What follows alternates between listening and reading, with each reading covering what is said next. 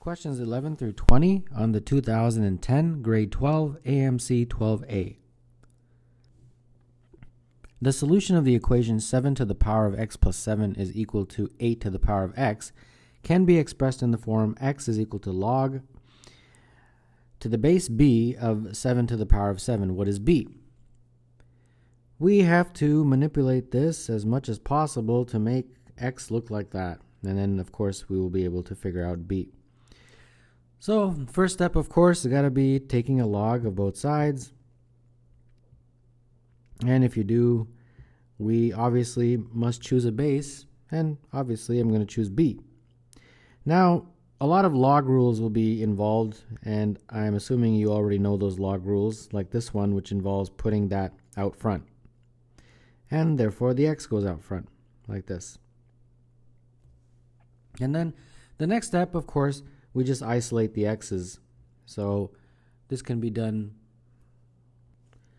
in several ways, but let's just choose that. Either way, we'll probably end up with the right answer. So far so good, right? Okay, now one thing I noticed here is that if I've got x over x plus 7, questions 11 through 20 on the 2010 Grade 12 AMC 12A. The solution of the equation 7 to the power of x plus 7 is equal to 8 to the power of x can be expressed in the form x is equal to log to the base b of 7 to the power of 7. What is b?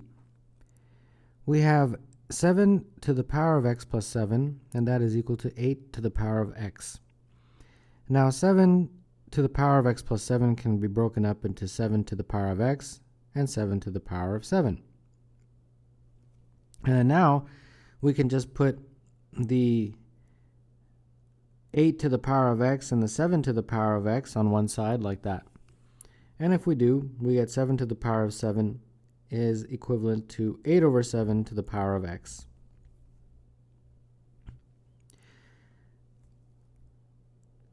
And now I want to turn my attention to that form. I'm going to write it out, and I hope you can see a very big similarity. If I remove the log and just write b to the power of x is equal to 7 to the power of 7, you notice how similar that is to that. Basically, that means that b to the power of x is equal to 8 over 7 to the power of x, and therefore b is equal to 8 over 7. So number 11, very quickly, we got C.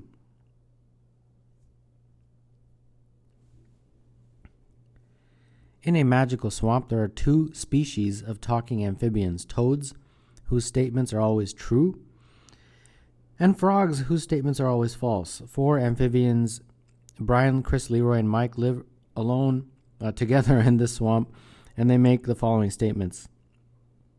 Brian says Mike and I are different species. Chris says Leroy is a frog. Leroy says Chris is a frog. And Mike says, of the 4 of us, at least 2 are toads. How many of the 4 amphibians are frogs? This is a question we just have to play around with this. So I'm just going to concentrate on Chris's statement first. Chris says Leroy is a frog. Let's say that's true. If that's true, that means he is a toad, because toads always tell the truth. That means if if Leroy says that Chris is a frog, that is obviously a false statement, since Chris is a toad. If Leroy has made a false statement, that means he is a frog. So those two so far match up. Now let's turn our attention to Brian. Brian says that Mike and I are different species. If that statement is false, that means Brian is a frog. If that statement is false, that means that Mike and Brian are the same species, right? Because this statement is false. That means the true statement would be that Mike and I are the same species. If Brian and Mike are the same species, that means Mike is also a frog. And let's see here, this statement must be false, since frogs always makes false statements. And let's see if this statement is indeed false. Of the 4 of us, at least 2 are toads. Only 1 is a toad. So everything matches up, and now we have to just figure out how many of these are frogs, and it looks like Brian, Leroy, and Mike. So 3 frogs. So number 12, the answer is D. For how many integer values of k do the graphs of x squared plus y squared equals k squared and x, y equals k not intersect? Let's first draw a little diagram and then we'll talk about this question. So here's my coordinate plane, and this graph, I hope you can recognize that it is a circle. It's just a circle that is centered at 0, and it has a radius of k. So k is going to be like right here. Okay? Now, let's turn our attention to that. We have x, y is equal to k. And that is also written as y is equal to k times 1 over x, right? And if you remember the equation 1 over x is equal to y, I'll just draw it a little separately for now. This graph, if you recall, looks like this. It's one of those very interesting shapes, right? Where it never really touches the axes. It comes very, very close, of course, but it never touches. And if it is y equal to, let's say, negative, like that, then it will be in the other quadrants, like that. Okay, so we do not want these graphs to intersect. So if they're not intersecting, that means that it's got to be one of these scenarios here. So something like this. So if we do not want them to intersect, that means that this point, which is essentially the radius, which is k, has to be less than the distance from the origin to the graph. So in any graph of y equals 1 over x, this point right here is going to be 1, 1. So I'll draw that point right here. This point, that point will always be 1, 1. And then the rest, of course, are different points. So the distance from the origin to that point has to be greater than the radius of the circle. If that is the case, then these two graphs will not intersect. So we need to first figure out what is the distance from the origin to that point. Well, that point is 1, 1. So that means that if you were to draw a line from the origin to that point, like that, this is 1, this is 1. So that distance, if you use Pythagoras, you can easily figure out is root 2. Okay? So that means the radius of this circle, which we have denoted as k, actually the questions did that, has to be less than root 2. And root 2 is approximately 1.4. So the only integer value of k that's less than 1.4 and greater than 0, since, the radius has to be greater than 0, is 1. So k can only be 1. But don't circle 1 and move on. Just understand that it could also be like this. So k can also be negative 1.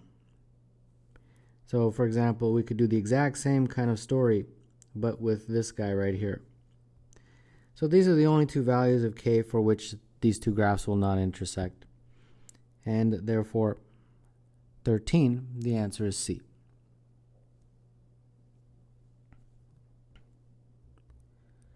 Non-degenerate triangle ABC has integer side lengths. BD is an angle bisector. AD is 3. DC is 8. What is the smallest possible value of the perimeter? So we will draw a triangle that perhaps resembles this. And then we have an angle bisector, so something like this. And now let's label this. So this is A, B, and C. The angle bisector, so this is theta and this is theta. And then they tell me that this is D. And AD is 3 and DC is 8. Now, the angle bisector should immediately alert you that we are going to use for this question the angle bisector theorem. And that theorem applied to this particular triangle would state as follows, that CD over AD is equal to BC over BA. And the good news is that CD, they've given us numerical values, and for AD as well. So there you go, BC over BA. So what I can do is BC, I can just write 8x, and for BA 3x, because their ratio is 8 to 3. So now let's talk about the perimeter. The perimeter of this triangle obviously is 3 plus 8 plus 3x plus 8x. And that is 11 plus 11x. Now we want the smallest possible value of p. Well, let's see. Can x be 0? Well, obviously not. If x is 0, there's no triangle. So that's not possible. How about x equal 1?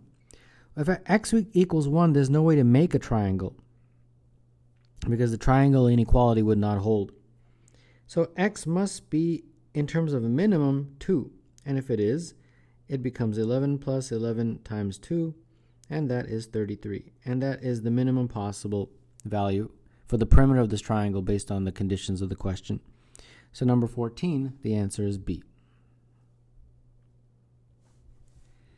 A coin is altered so that the probability that it lands on heads is less than a half. When the coin is flipped 4 times, the probability of an equal number of heads and tails is 1 over 6. What's the probability that the coin lands on heads? We have to figure out the probability of heads, and we have been told that it's less than a half. And then the second part of the question says that if you flip it 4 times, the probability of getting an equal number of heads and tails is 1/6. So let's first write out all the scenarios of what can happen when a coin is flipped 4 times. You can first have all 4 heads, like I just wrote. The next scenario is when you have 1 tail. So it could be like this, and so on, right? This is going to be your tail, or you can have the first one being a tail. The next scenario is when you have 2 heads and 2 tails, so I'll write all of those. And of course, the last 2 scenarios are very similar to the first 2, where you have only 1 head and then when you have all tails. Now, the part of this that is relevant to the question are these guys, because these are the ones where you have an equal number of heads and tails. And in particular, we have 2 heads and 2 tails for each of those scenarios. Now they're saying the probability of that happening is 1 over 6. So all of these guys, if you add up the probability, is 1 over 6. Now each of these is going to have an individual probability, right? And when you add up those 6 individual probabilities, that is equivalent to 1 over 6. So that means the individual probability is 1 over 36. All right, so far so good. So here we go with the next part of the question. Now, we have to figure out pH. Well, the probability of getting a head, I don't know what it is, plus the probability of getting a tail has to equal 1, right? There's only 2 scenarios. These are either heads or tails. So that is something that we're going to use. I just wanted to make that clear. Now, we can use any of these scenarios to figure out this question. I'll just use the first one. They're all the same. So the first one states that you have a head, then you have another head, then you have a tail, and then you have a tail. And that probability is small p. And small p, I just figured out, was 1 over 36. Okay? So I have to now take the probability of a head, multiply it by the probability of getting a head, multiply it by the probability of getting a tail, and then multiply it by the probability of getting a tail, and that will equal 1 over 36. Now, this obviously is probability of getting a head squared times the probability of getting a tail squared. Squared. But I'm not going to write in PT. I'm going to incorporate that. PT is 1 minus pH, because I'm solving for pH. And there we go. So this is the equation that's going to help us solve for pH, which is the probability of getting a head.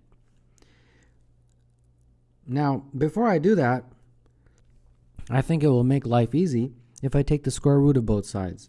If I do, all I'll be left with is pH minus 1 minus pH, and this just becomes 1 over 6. So the numbers work out really nicely. Now, this will become, as I'm sure you can see, a quadratic.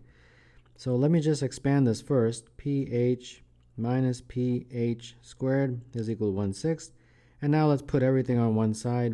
So it'll be pH squared minus pH plus 1 over 6. And there you go. This is the quadratic equation that's going to help us solve for pH. So pH is equal to minus 1 plus or minus the square root of minus 1 squared minus 4AC. And there we go, all over 2a. So this looks like 1 plus or minus 1 plus 4 over 6, so 2 over 3. Actually, that's minus 2 over 3. All over 2. And I didn't need that long of a radical sign. And let's see here, 1 plus or minus. So 1 minus 2 over 3 is 1/3. So we have the square root of 1/3 all over 2. And at this point, we've got to get it into the format that they have in the answer choices. So this is now just fiddling around with this. We already have the right answer. We just have to get it in the proper format. 1 over root 3 like that. Probably rationalize the denominator most likely. And that will be 1 plus or minus root 3 over 3. And then now add the fraction. So 3 plus or minus root 3 over 3. And then invert and multiply. And this will give you 3 plus or minus root 3 over 6. So we got two values. Now, which one is the right answer? Well, if you remember, the question told you that the probability is less than a half. So of these two, the only one that's left that is less than a half is 3 minus root 3 over 6. 3 minus root 3 over 6 is the answer, and therefore this question, the answer is D.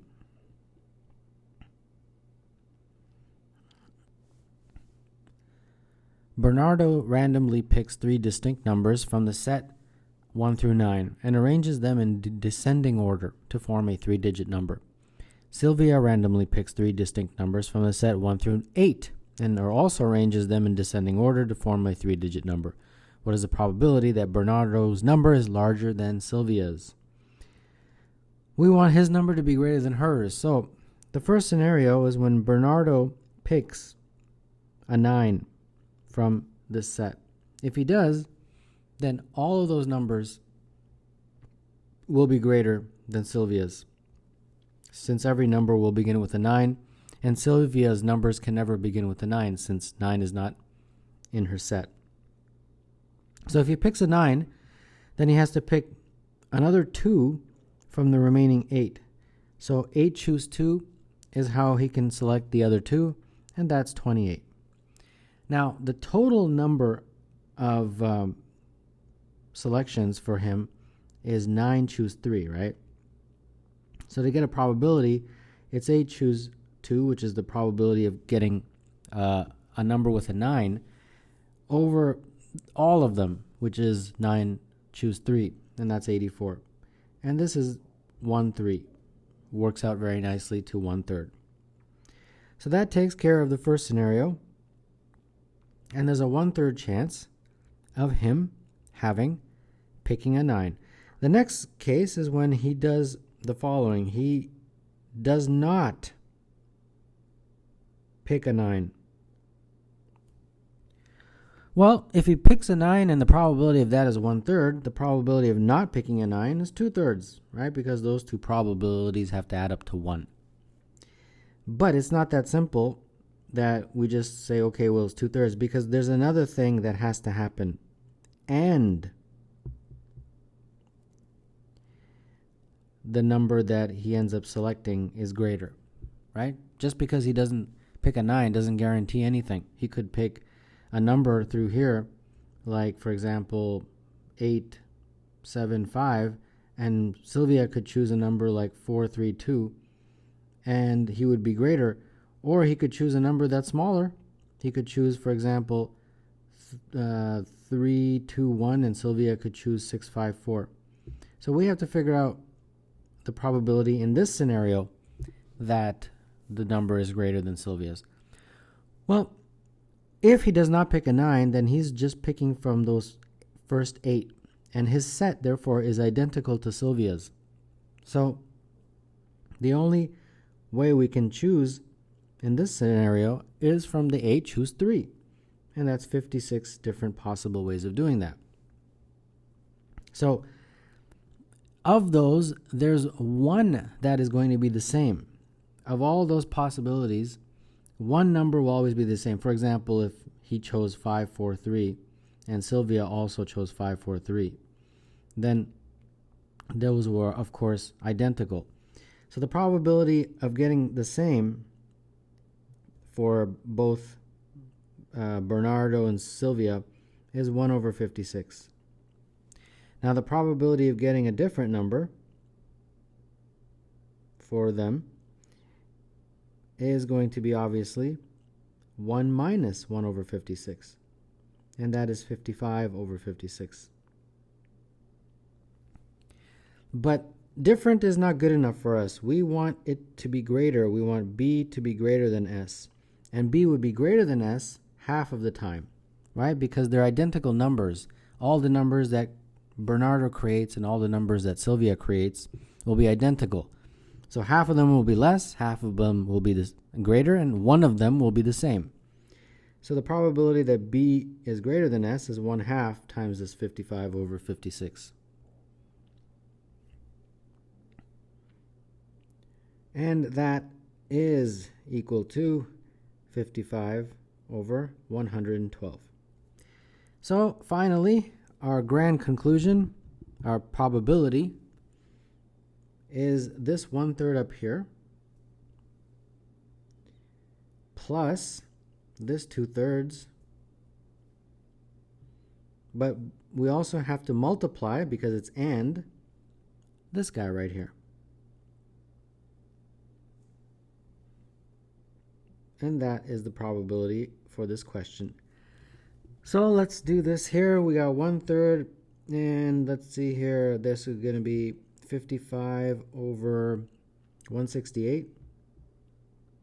And if you add these up, you will get 111/168. And in lowest terms, that is 37/56.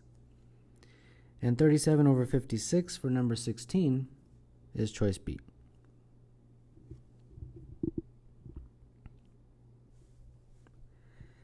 Equiangular hexagon ABCDEF has side lengths AB equals CD equals EF equals 1, and BC is equal to DE is equal to FA is equal to R. The area of triangle ACE is 70% of the area of the hexagon. What is the sum of all possible values of R? So there's a neat little trick to draw this diagram.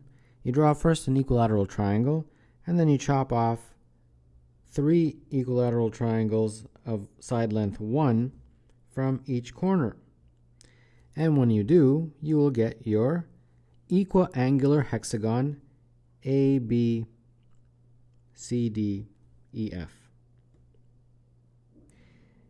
And therefore, AB is indeed 1, CD is indeed 1, and so is EF. And BC, they are calling it R, and that is also DE and FA. All right. And then, of course, we now have to create this triangle ACE.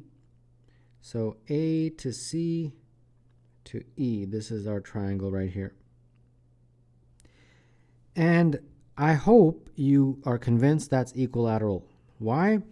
because notice this triangle has sides 1 and R and AC. This triangle also has sides 1 and R, and this triangle also has sides 1 and R. But that doesn't guarantee that the other sides are the same. But it does in our question. Why? Because of this one word right here, equiangular. That means all of these angles are the same. For example, this angle is the same as this angle is the same as that angle. And if that's the case, then these three are definitely equal. And what is that angle? It's 120. How do I know that? Because the sum of all the angles of a hexagon equals 720. And if you divide by the 6 angles, you get the individual angle measurement, which is 120. So the very first thing I'm going to do is, by the cosine law, I'm going to try to figure out some sort of formula for AC.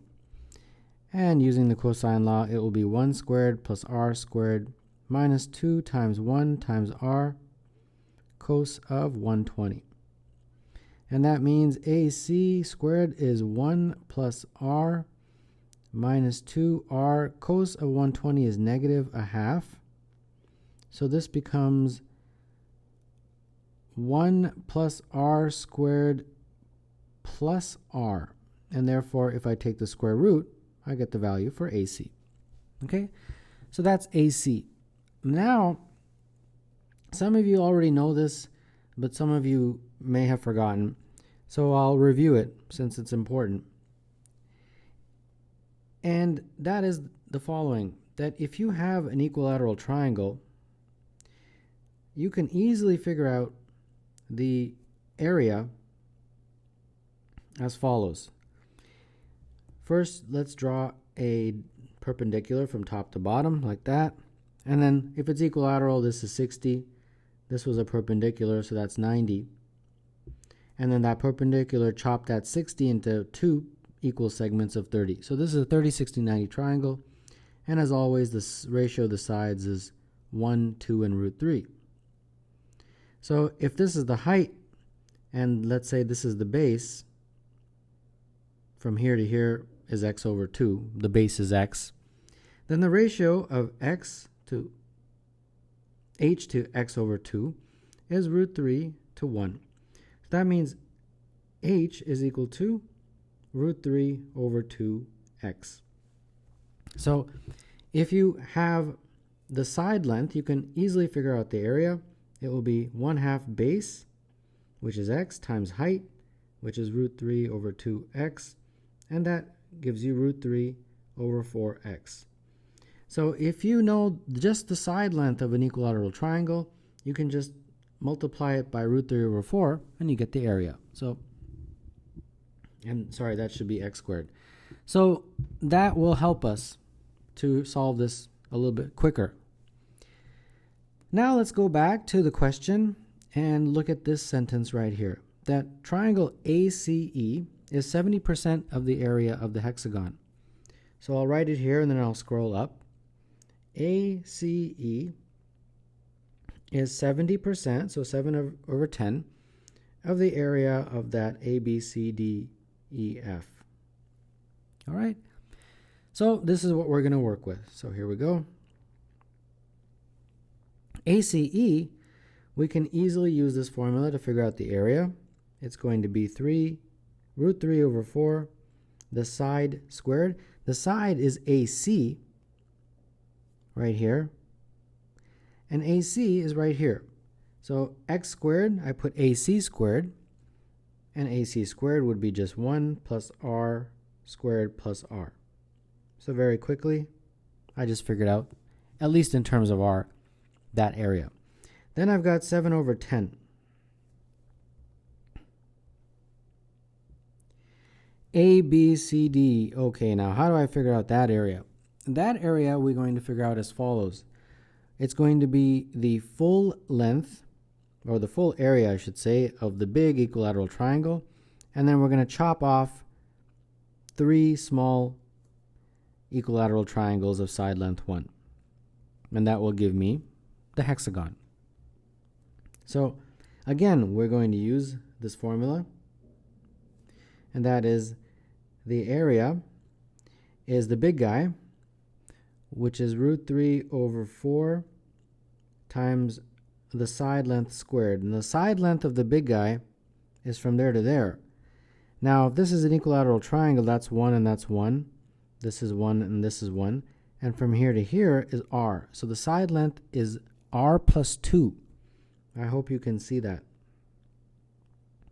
And then I have to subtract 3 of those equilateral triangles, and each of those will be root 3 over 4 times 1 squared. So there we go. That is my formula. And this is the formula that will allow me to solve for r. Well, the root 3 over 4's cancel everywhere, so I can just write 1 plus r squared plus r. And then I think I can cross multiply by the 10. That should be pretty helpful. And then what's left is going to be 7, and then r plus 2 squared, which is r squared plus 4r plus 4, and then minus 3. And that's it. Pretty straightforward, right?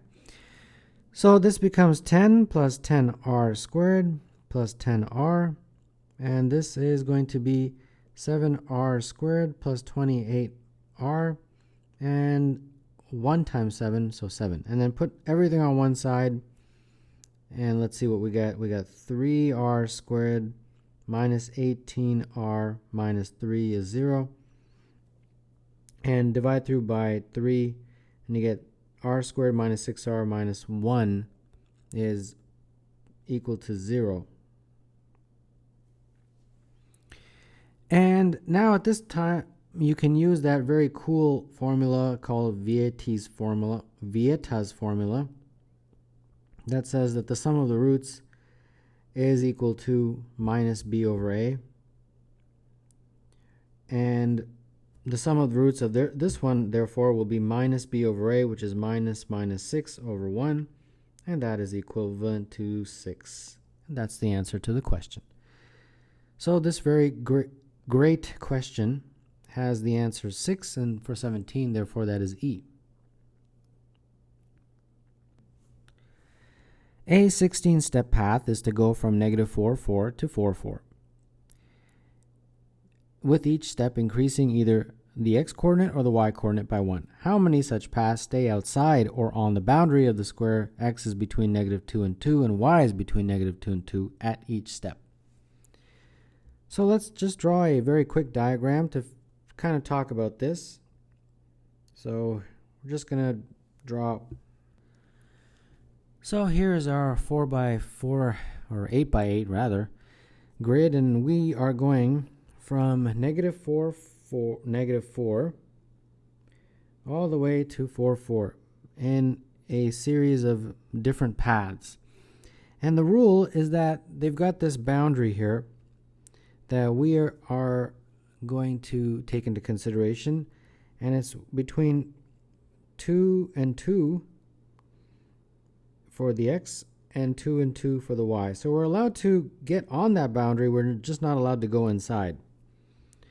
Okay, so how do we approach this? Well, to get from here to here, we have a few paths, right? We have, I think, 6 different paths, and I'll talk about each one. So the first path is when we go through this one right here, 4, negative 4. And that path is the easiest one to talk about. It just goes straight across and this goes straight up. And that's it. So there's only one way of doing that. So I'll write that here, 1. Put a little circle around it. Path 6 is very similar. That path goes through negative 4, 4, which is right here, negative 4, 4. And that path is also very straightforward. You go straight up and then you go all the way across. And there's only one way of doing that, so I put a little 1 here.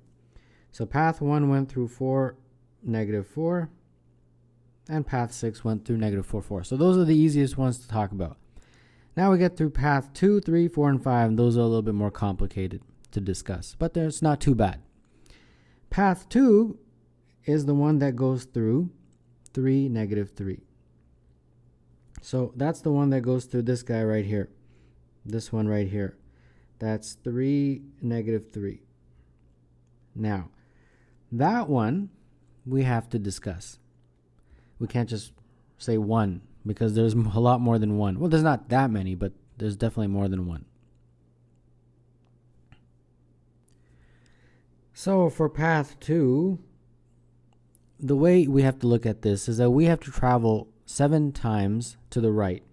Right? 1, 2, 3, 4, 5, 6, 7. And then we have to go up once.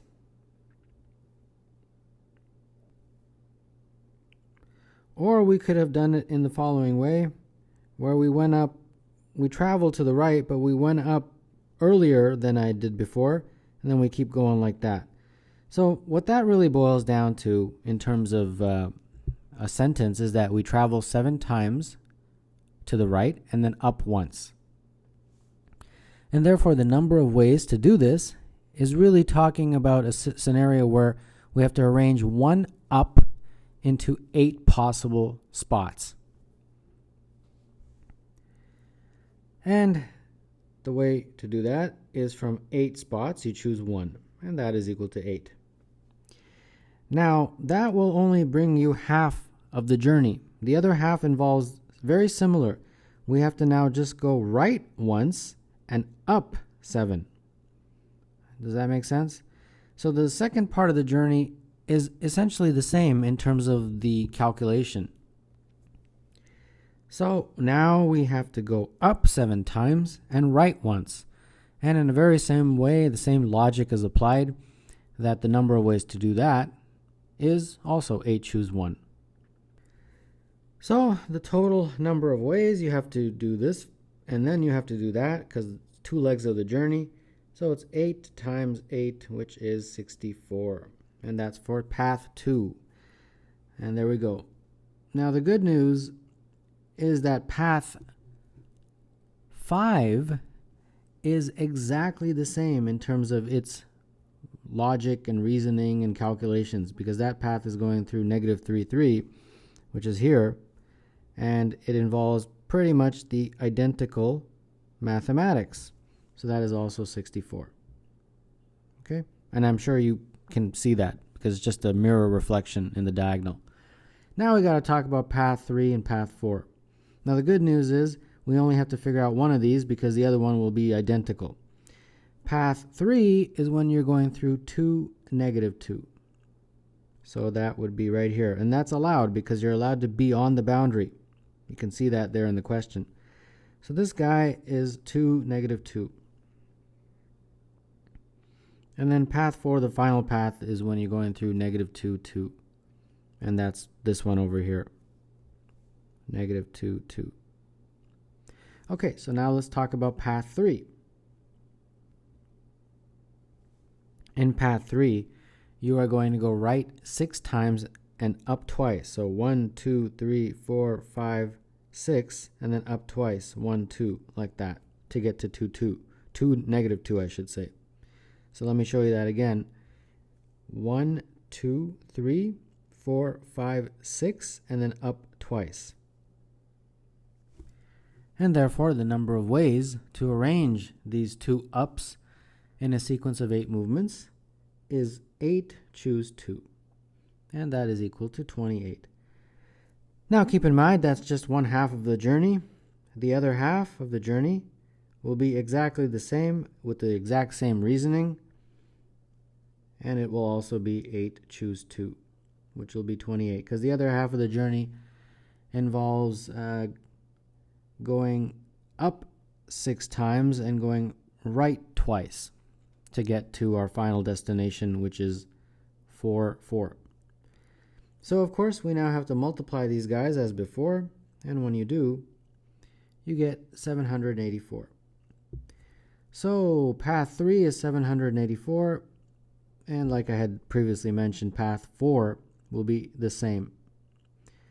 So now we just have to add up these guys, and when you do, you get 1698.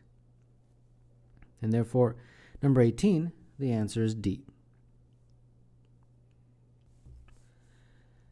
Each of the 2010 boxes in a line contains a single red marble, and for k between 1 and 2010 inclusive, the box in the kth position also contains k white marbles. Isabella begins at the first box and successively draws a single marble at random from each box in order. She stops when she draws the first red marble. Let p to the n be the probability that Isabella stops after drawing exactly n marbles. What is the smallest value of n for which p to the n is less than 1 over 2010? So, we have a scenario as follows. We've got a whole bunch of boxes. I don't know how many, but quite a few. Well, they actually tell us it's 2010, so I do know how many. And I'm going to label them with this notation K. So I'll write K here. This is my first one, second one, third one, fourth box, fifth box, and then all the way to the very last one, which is the 2010th box. And then they tell me that in each of those boxes, we have one red marble. So all of them will have one. But then they have done something very interesting, that the white marbles, the number represents the K value. So in the first box, there's one white marble. The second box, there's two white marbles. In the third box, there's three white marbles, and so on, right? You get the point. Okay, so now let's talk about P at n. This is the heart of the question. What is P at n? P at n is the probability that she stops. Why does she stop? Because she's drawn a red marble. So let's figure out what P at n is for each of these, and the hope is that we will see some sort of a pattern that we can extrapolate to get a general formula for P to the n for any n. Okay, let's talk about P to the n for the very first scenario. She will stop if she gets a red marble. What's the probability of getting a red marble here? Well, there's two marbles and only one of them is red. So the probability of getting a red marble is 1 over 2. Right? So far, so good. Now let's talk about this scenario. We want to stop. So in the first box, she did not choose a red marble when we're talking about this scenario here. So the probability of not choosing a red marble is 1 over 2. She chose the white one. But now we want to choose the red marble, and the probability of doing that is 1 over 3. All right, so that is how we figure out the probability for the second one. Now, the next one is we get to box number 3. How do we figure out P at n there? Well, she did not choose a red marble for the first one, so that's 1 over 2. She did not choose a red marble for the second box, so that would be 2 over 3. But she did choose a red marble here, so that'd be 1 over 4. So far, perhaps you can see a pattern, but maybe not so clear. So let's just keep going here. A couple more should definitely solidify the pattern. Fourth one. The fourth one, I chose a white for the first box, so that's 1 over 2. I chose a white for the second box, 2 over 3. I chose a white marble in the third box, 3 over 4. But now I chose a red marble because I want to stop there. So that's 1 over 5. Okay, let's just do one last one. I chose a white marble for the first box. I chose a white marble for the second box.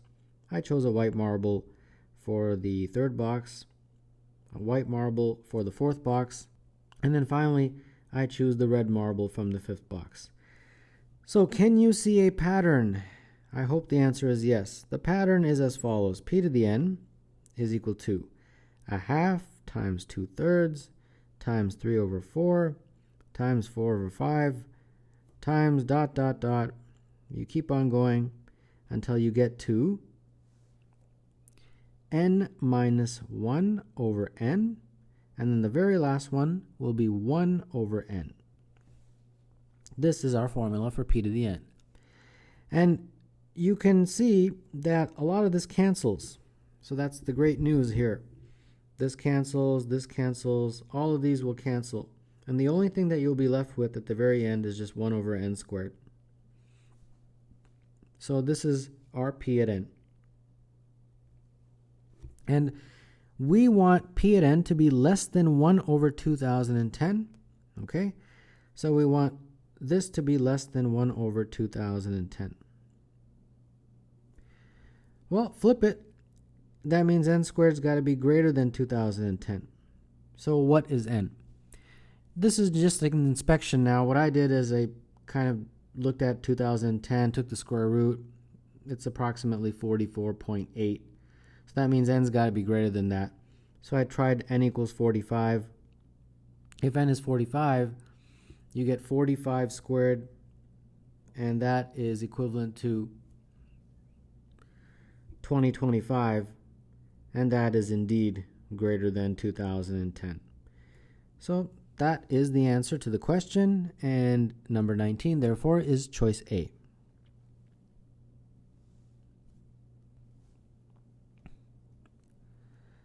So we have arithmetic sequences a to the n and b to the n. They have integer terms with a1 equal to b1 is equal to 1, which is less than a2, which is less than or equal to b2. And an times bn is equal to 2010 for some n. What is the largest possible value of n?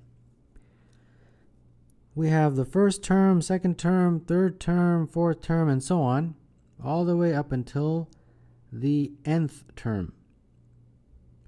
And we have two sequences. We have a to the n and we have b to the n. Now the first term, they told us, is equal to 1. Now the second term, of course, is going to be a2, a3, a4, and so on, right? All the way up until an. And same thing for b. b2, b3, b4, all the way up until bn.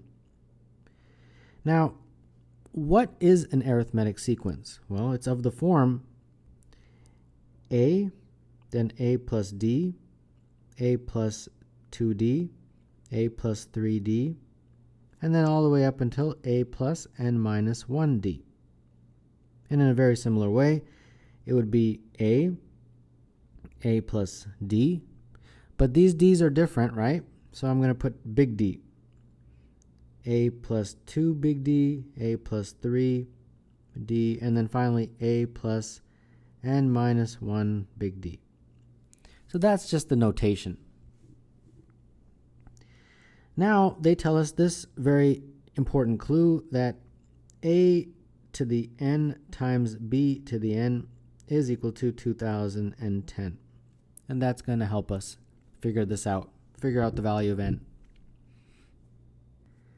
So what is a to the n? Well, it's this right here. It's a plus n minus 1 times small d. And what is b to the n?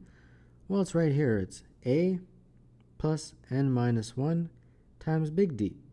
And that is equal to 2010. Now, this a right here, they have told us in the question is equivalent to 1. They told us that in the question stem right here.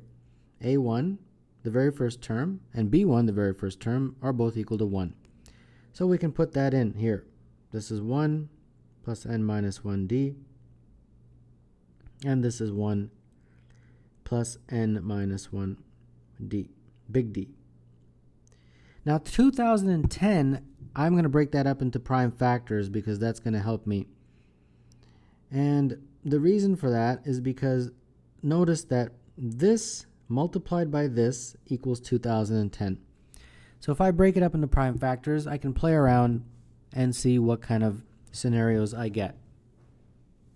Okay, so where do we go, right? We're just playing around here, so there's no actual correct pathway. So let's just choose some numbers and see what we get.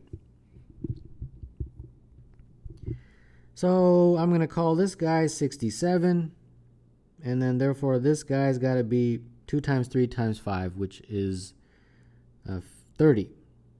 Now, I have no idea if this is going to work or not, but we're going to try. So that means I'm setting 1 plus n minus 1 small d equal to 30, correct?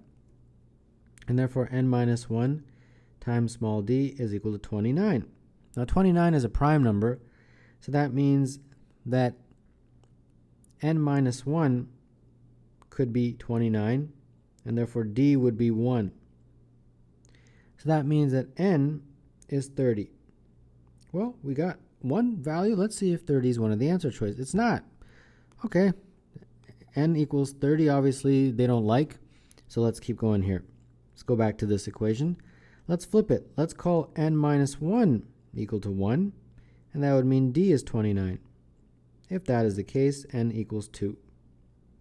Let's see if n equals 2 is one of the answer choices. It is. But they want the largest possible value of n. So something tells me that I'm probably going to be able to get a larger value than 2. But let's see if we do. So far, that takes care of that. Now let's consider this being equal to 67. 1 plus n minus 1 times d is equal to 67. So that means n minus 1 times d is 66. Okay?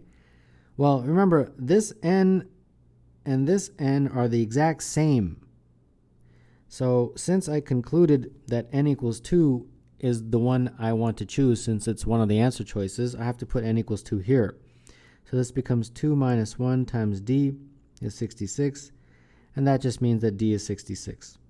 So it works out. We do get values that make sense because we have fulfilled the criteria of the question that integers are being involved.